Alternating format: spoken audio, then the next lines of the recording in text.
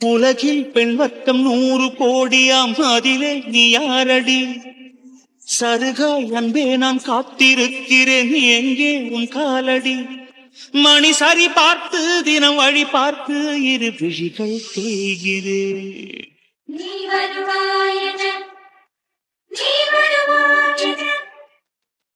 பார்த்து இல்ல சார், 22 இருந்து 27 வயசுக்குள்ள தான் இருக்கும். ஆமா, அக்யூரேட்டா தெரியல.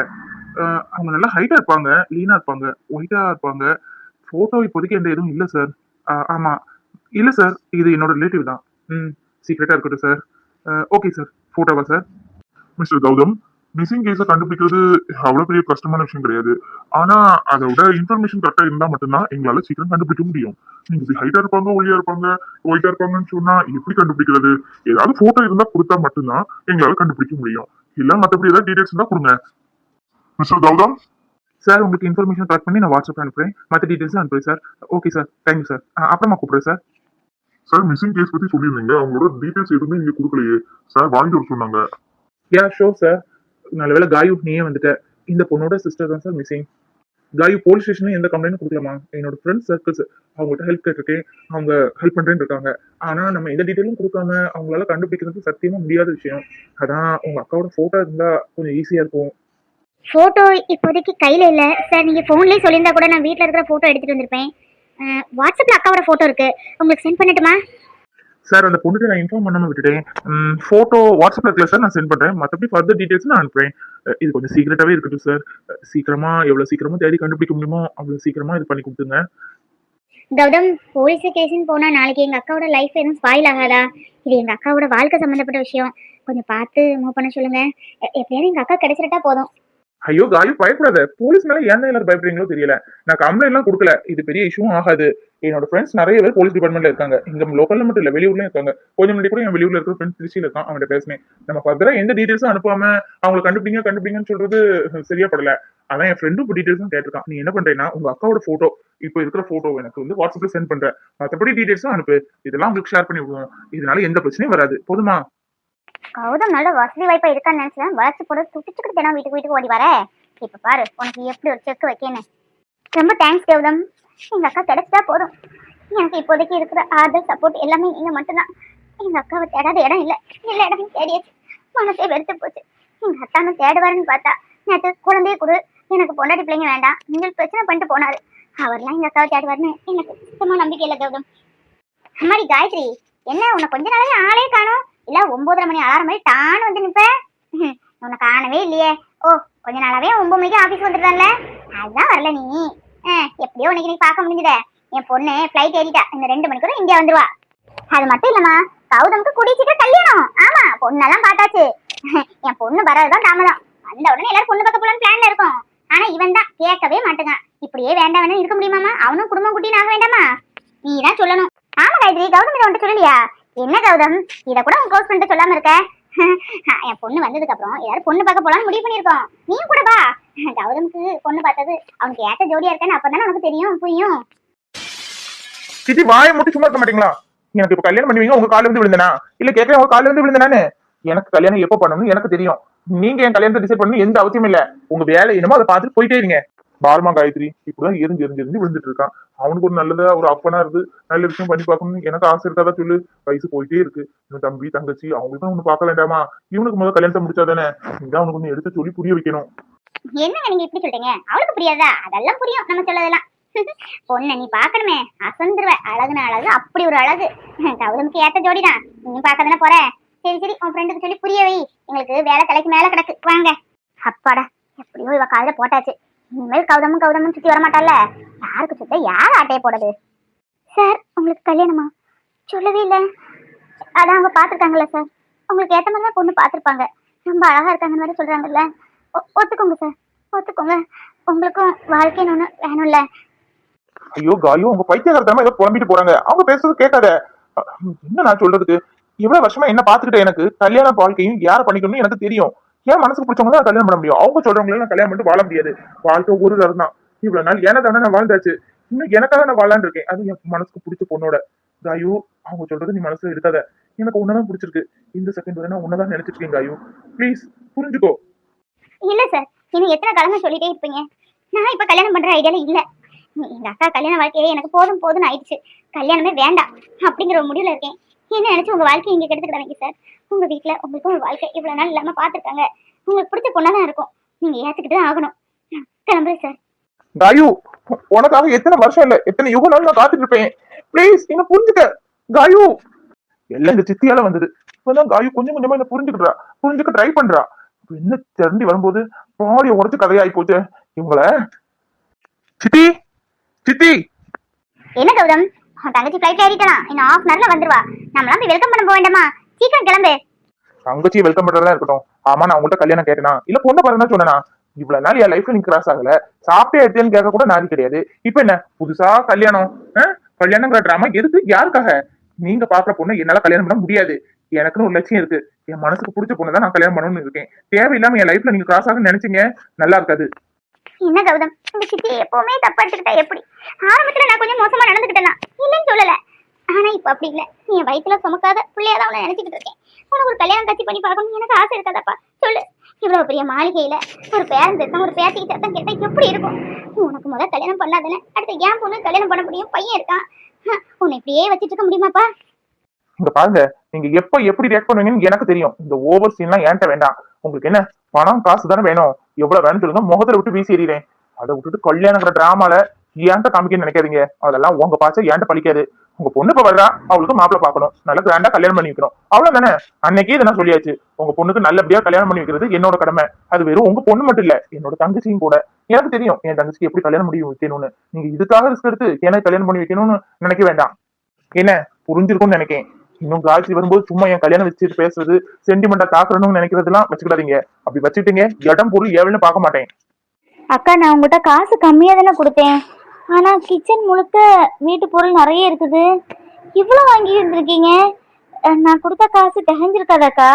அது இல்லாம எனக்கு இவ்வளவு பொருள் தேவையும் இல்லையே. இல்ல சரியா, நீ கொடுத்த காசுக்கு ஏத்த பாத்திரம்லாம் கொஞ்சம் வாங்கினேன். இதெல்லாம் நீ கொடுத்த காசுல வாங்கினது இல்ல. இதெல்லாம் என்னோட பாத்திரம். நிறைய வேண்டான்னு கெட்டி போட்டிருந்தேன்.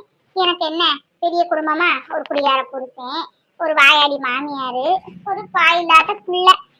நீங்க நாளைக்கு எவ்வளவு பாத்திரம் தேவைப்பட போகுது? அதனால வீட்டுக்கு தேவையான பாத்திரத்தை எடுத்துக்கிட்டு மீதி புது பாத்திரமா அவ்வளோ என் கல்யாணத்துக்கு மறு வீட்டுக்கு வளகாப்புக்கு பிரிஞ்சது கெட்டி போட்டிருந்தேன். அதை எடுத்து கொடுத்தா நீ தப்பா எடுத்துக்கிட கூடாதுன்னு யோசிச்சேன். அப்புறம் தான் பார்த்தேன் புது பாத்திரம் தானே, நீ கொடுத்த காசுக்கு கொஞ்சம் நல்ல புது குவாலிட்டியான பாத்திரத்தை வாங்கிக்கிட்டு இதெல்லாம் எனக்கு கிடைச்ச புது பாத்திரம் தாம்மா, குழந்தை வச்சுக்க. ஐயோ, எதுக்குக்கா தேவையில்லாம? உங்க மாமியார் எதுவும் பார்த்தா திட்ட மாட்டாங்களா உங்கள? அவ கிடக்கா கிளவி, வீட்டுக்குள்ளாலதான் வரமாட்டா. எந்நேரம் உலக உதச்சிக்கிட்டு இருக்கணும், நல்லா திங்கணும். அவளுக்கு இதுதான் வேலையே. அவளையெல்லாம் நான் பெருசா எடுத்துக்க மாட்டேன். என் மாமியார் இல்லாட்டாலும் எனக்கு முடியாதுதான். அவளோட அரவணைப்புலதான் உட்காந்து சாப்பிட்டு இருக்கேன். குடியார மாப்பிள்ளை என்னத்த கொண்டு வருவான் சொல்லு. சரி, என் கதையை பேசினா இன்னைக்கு பொழுதன்னைக்கு பேசலாம் தாயி. பிள்ளைல பாத்துக்க, சின்ன வயசு கறியே இருக்க. வெளியே போகும்போது என்ன கூப்பிடு, நானும் வரேன். ஏதாவது கடை பொருள் வாங்கணும்னா சொல்லி நான் வாங்கி கொடுக்குறேன். என்ன ஆளான ஒவாரம் இது கூட செய்யலைன்னா நம்ம எல்லாம் என்னத்துக்கு வாழ்ந்து. ரொம்ப நன்றிக்கா. இன்னைக்கு முழுக்க என் கூட இருந்து அவ்வளோ வேலையும் பார்த்து கொடுத்துருக்கீங்க. என் பிள்ளைய பார்த்துக்கிட்டீங்க. ரொம்ப ரொம்ப நன்றிக்கா. உங்களுக்கு என்ன கைமாறு செய்ய போறேன்னு எனக்கு தெரியலை. கடவுள் ஒருத்தங்களுக்கு கஷ்டம் கொடுக்குறாங்கன்னா யார் மூலமாவது ஒரு உதவியை கொடுப்பாருன்னு சொல்லுவாங்க. அதை மாதிரி கடவுள் கொடுத்த உதவி நீங்கக்கா. இந்த நன்றியை நான் எப்பவுமே மறக்க மாட்டேன்க்கா. இதுல என்னமா இருக்கு? மனுஷனுக்கு மனுஷன் ஒத்தாசை தானே. ஆனா நான் யாருக்கும் எந்த உதவியும் செஞ்சிட மாட்டேன். ஒரு துரும்ப கூட தூக்கிப்பட மாட்டேன். என்னன்னு தெரியல, உன்னை பார்த்தோன்னே எனக்கு ரொம்ப பிடிச்சிருச்சு. நானும் வீட்டுல ஒத்தாளா வளர்ந்தவ. கூடம்பரப்பு அப்படி இப்படின்ட்டு சொல்ல யாரும் கிடையாது. உன்னை பார்த்ததுக்கு அப்புறம் என் கூட பிறந்த தங்கச்சியாட்டம் தோணுச்சு. குழந்தைய வச்சுக்கிட்டு தவியா தவிக்கிய. நானும் ஒரு காலத்துல எப்படிதான் கை குழந்தைய வச்சுக்கிட்டு பால் வாங்க முடியலையே மாறு வாங்க முடியலன்ட்டு இருப்பேன். குடிகார புருஷன் குடிச்சுக்கிட்டு கிடப்பான். எனக்கு நான் சொல்ல என் மாமியா வந்து பால் வாங்க காசு கொடுத்து பாலை வாங்கி அதுக்கப்புறமே என் பிள்ளைய கொடுப்பேன். எனக்கு அந்த ஞாபகம்லாம் வந்துட்டு உன்னை பார்த்ததுக்கு அப்புறம் என்னை விட்டா இன்னைக்கு பூரா பேசிக்கிட்டே இருப்பேன் தாயி. பிள்ளைய தூங்கிடுச்சுல, நீயும் சாப்பிட்டு தூங்கு. என்ன அப்புறம் கதவை சாத்திக்க தாப்பா போட்டுக்கன்னு. இந்த பழைய காலத்து கதவுனால தாழ்பால் ஒழுங்கா விடாது. அந்த பெரிய கல் இருக்கு பத்தியா, அதை பக்கத்துல அண்ணன் கொடுத்து வச்சுக்க. உனக்கு ஒரு போன் இல்லையே, குழந்தையில வச்சுருக்க ஆத்திர வச்சுட்டு கூப்பிடுனாலும் பார்த்துக்கிட்டு ஏதாவது பழைய போன் ஏதாவது கிடந்தா கொண்டு கொடுக்குறேன் வச்சுக்க. பேசுறதுக்கு வேணும்ல. சரி நான் வாரேன். செல்லக்குட்டி பாவம் இன்னைக்கு 2 பேரும் அம்மா கவனிக்கவே இல்லைல. சாரா குட்டிமா, சரண் குட்டு தூங்கிட்டீங்களா? பாவம் என் பிள்ளை இன்னைக்கு கவனிக்கவே இல்லை. புது வீடுலடா அப்படிதான் இருக்கும். நமக்காக ஒரு வீடு. அம்மா கையில போட்டிருந்த 3 மோதிரத்தையும் வித்துட்டேன். ஆமா, அம்மாவுக்கு வேற என்ன வழி இருக்கு சொல்லுங்க. அதான் அந்த 3 மோதிரத்தையும் வித்து பாத்திரம் பண்டம் மளிகை சாதனம் என்னென்ன வீட்டுக்கு தேவையோ அதெல்லாம் வாங்கிக்கிட்டேன். 2 மாசம் வாடகையும் இப்பவுமே எடுத்து வச்சுக்கிட்டேன். இன்னும் நம்ம ஏதாவது வேலை பார்த்ததுக்கு அப்புறம் தான் உங்களுக்கு கொடுக்க முடியும். அவங்க வேற கரால் புள்ளின்னு சொல்லிட்டாங்களா, வாடகை கொடுத்தானே ஆகணும். வேற அம்மா காலத்துல இப்போதும் இருக்கிறது தாலி செயின் மட்டும்தான். அதையும் இப்போ விற்கிற சூழ்நிலை எதுவும் இல்லை. விற்கிற சூழ்நிலை வந்தா பார்த்துக்கலாம். அதுக்கும் வேணும்ல. கை குழந்தைய வச்சிருக்கேன், திடீர்னு ஹாஸ்பிட்டல்னு ஏதாவது செலவு வந்துச்சுன்னா அதுக்காக இருக்கட்டும். 3 மோதிரத்தை வித்துட்டேம்மா. அம்மா உங்களை நல்லா பார்த்துக்கிடுவேன். இன்னைக்கு ஒரு நாள் உங்களை பார்க்க முடியல, நாளையிலேருந்து அம்மா உங்களை நல்லா கவனிச்சுக்கிடுவேன். உங்களுக்கு பக்கத்துல புதுசா ஒரு அத்தையும் கிடைச்சிருக்காங்க பத்தியா? அம்மா ஏதாவது ஒரு வேலைக்கு போகணும். ஆனால் உங்கள் 2 பேர்த்தையும் வச்சுட்டு நான் என்ன வேலைக்கு போகிறதுன்னு தெரியாமல் யோசிச்சுட்டு இருக்கேன்.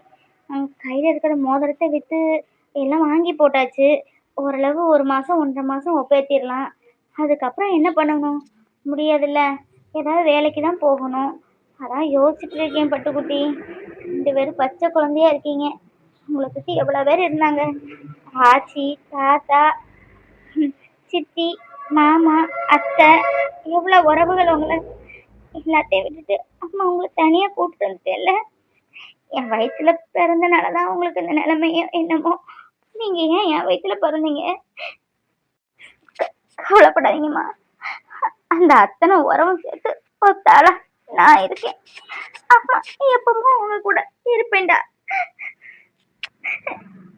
எனக்கு பெரியதான் நான் போல்டா பேசுறேன். ஆனா என் மனசுக்குள்ள ரொம்ப கஷ்டமா இருக்கு. என் வயிற்றுல பிறந்தனாலதான் உங்களுக்கு இவ்வளவு ஒரு கஷ்டமோ, நம்ம குழந்தைங்களுக்கு ரொம்ப கஷ்டத்தை கொடுத்துட்டோமோ அப்படின்னு தோணுது. கடவுள் ஒரு கஷ்டத்தை கொடுக்கானா கண்டிப்பா அதுக்கு மேல ஒரு சாதனையை கொடுப்பான்னு சொல்லுவாங்க. நம்ம வாழ்க்கை மாறும், இப்படி இருக்க போறதில்ல. யாருக்கும் கஷ்டம் கொடுக்க கூடாதுன்னு நம்ம அங்க வந்திருக்கோம். யாரையும் கஷ்டப்படுத்தணும்னு நினைச்சிருந்தா நம்ம அங்கேயே இருந்திருக்கலாம். அம்மாக்கு யாரையும் கஷ்டப்படுத்துறது பிடிக்காது. அப்பா அவங்கள பார்த்துக்க வேண்டாம், அம்மா அவங்கள பார்த்துப்பேன். அம்மாக்குன்னு இருக்கிற உறவு, தைரியம், ஆதரவு எல்லாமே நீங்க 2 பேரும் மட்டும்தான். நீங்க 2 பேரும் மட்டும்தான்.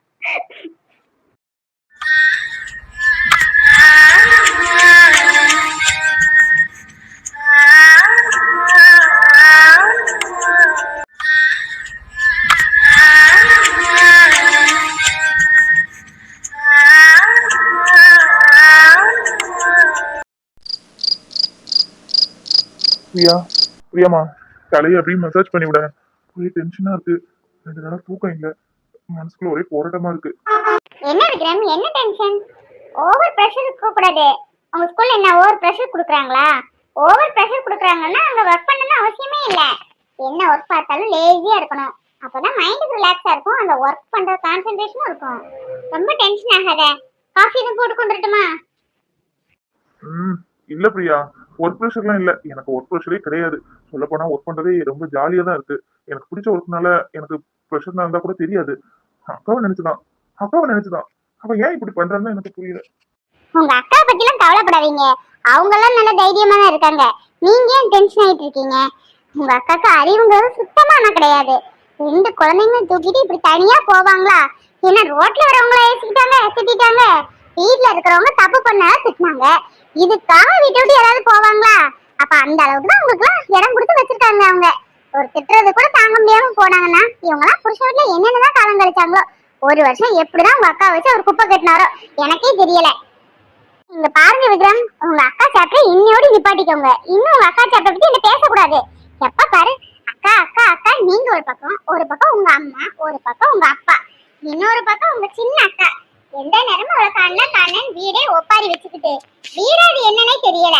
வர வர நம்ம சந்தோஷமே போச்சு இவங்களால. பிரியமா எதுக்கு டென்ஷன் ஆகுற? டென்ஷன் ஆகாத. என்ன டென்ஷன் ஆகாதுன்னு சொல்லிட்டு நீ எதுக்கு டென்ஷன் ஆக? விடு, அக்கா கண்டிப்பா போன மாதிரி வருவா, எனக்கு நம்பிக்கை இருக்கு. இந்த நம்பிக்கையோடய கடைசியா தயவு செஞ்சு இருந்துக்கோங்க. சும்மா அக்கா புறம் பாடிட்டே இருக்காங்க, தலை வலிக்குது. ஒரு அளவுக்கு தான் எதுவுமே. வீட்டுல சாப்பிட முடியல, காஃபி குடிக்க முடியல. உங்க அம்மா டிஃபன் பண்ணி எவ்வளவு நாள் ஆச்சு தெரியுமா? இந்த 5 நாள் நான் தான் பண்ணிக்கிட்டே இருக்கேன். வச்சு கொடுத்தாலும் சாப்பிட மாட்டேங்காங்க, வச்சு கொடுக்கலன்னா நீங்க திட்டுறீங்க.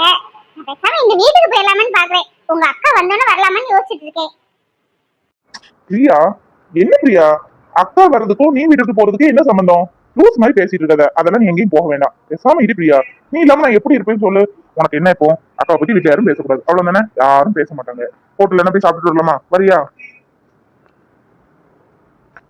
இன்னைக்கு வேண்டாம் விக்ரம், நாளைக்கு ஹோட்டல் கூட்டிட்டு போ. சாயந்தரம் கிளம்பி நிக்கிறேன் நீ வரும்போது. அப்படியே போயிடலாம்.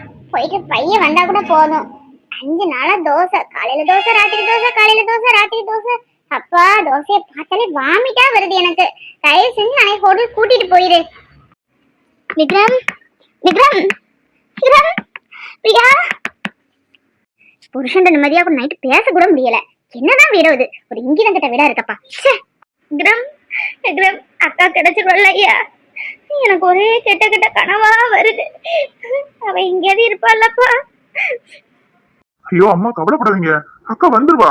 நீங்க நினைக்கிற அளவுக்கு அக்கா ஒன்னும் கோலை கிடையாது. தைரியசாலியா இருந்ததுனால வீட்டை விட்டு போயிருக்கா. கோலை இருந்தா 2 குழந்தையும் கொண்டுட்டு வெளியே போயிருக்க முடியுமா? நம்ம அக்கா தைரியசாலிமா. கண்டிப்பா பாருங்க, ஒரு வாரம் இல்ல 10 நாளைக்குள்ள அக்காவை தேடி கண்டுபிடிச்சு நான் கூட்டிட்டு வரதான் போறேன். கவலைப்படாதீங்கம்மா, வருவா அக்கா. அம்மா, அக்கா வந்துருவாமா, கவலைப்படாதீங்க. அக்கா நம்ம பேசுனது திட்டுனதுக்காகலாம் போற ஆள் கிடையாது. நம்ம எப்பவும் குடும்பத்துக்கு பாரமா சுமையா இருக்க கூடாதுன்னு நினைச்சிருப்பா, அதான் போயிருக்கா. கண்டிப்பா வருவாமா, நம்பிக்கையோட இருப்போம். அம்மா அழாதீங்கம்மா, வருத்தப்படாதீங்க. விக்ரம், அம்முனா என்னை எப்படிடா வளர்த்தே? பிள்ளை போய் 5 நாள் ஆச்சாப்பா. என்ன பாடுபடுதாளோ 2 குழந்தைய வச்சுக்கிட்டு. கிடைச்சிருவல்ல ஐயா. அக்கா எங்க இருந்தாலும் கூட்டிட்டு வந்திருப்பா.